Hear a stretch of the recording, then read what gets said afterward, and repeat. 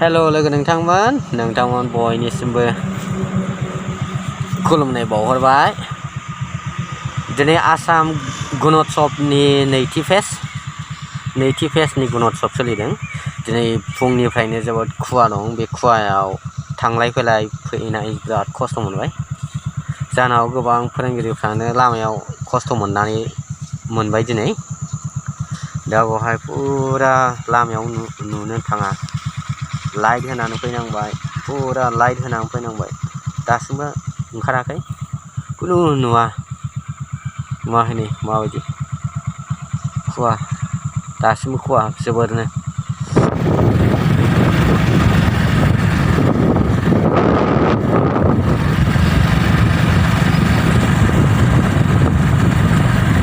दिनै जोबोर खुवा खुदों, बिराद खस्थ' खालामबाय दिनै।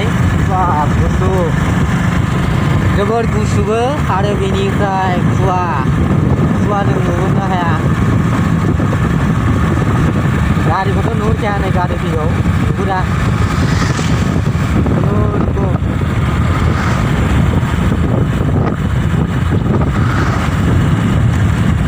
ओरैबायदि खुवा, गारिखौथ' 20 डिग्रियाव सालायनानै फैनांबाय। 20 डिग्रिनि बारा सालायनो हायासै। बायचान्स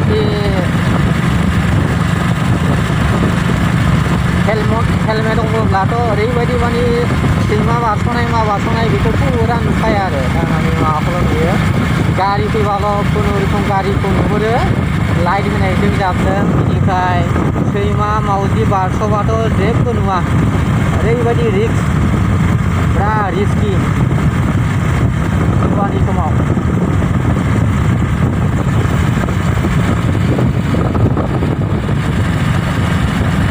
नै दा एसे खमायफैबावबायसो।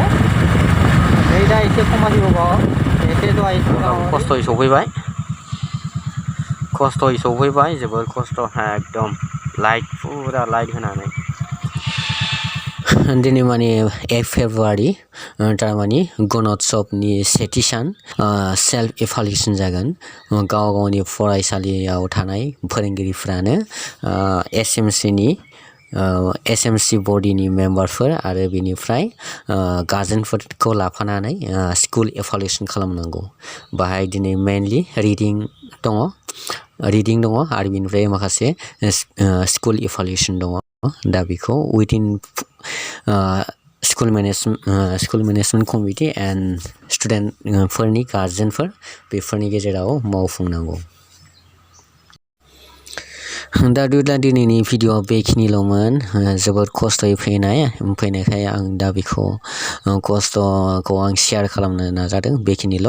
दा बिदिब्ला भिडिअ'खौ नायनायनि थाखाय साबायखर बावनानै भिडिअ'खौ बावनो दोनथ'बाय। बाय बाय।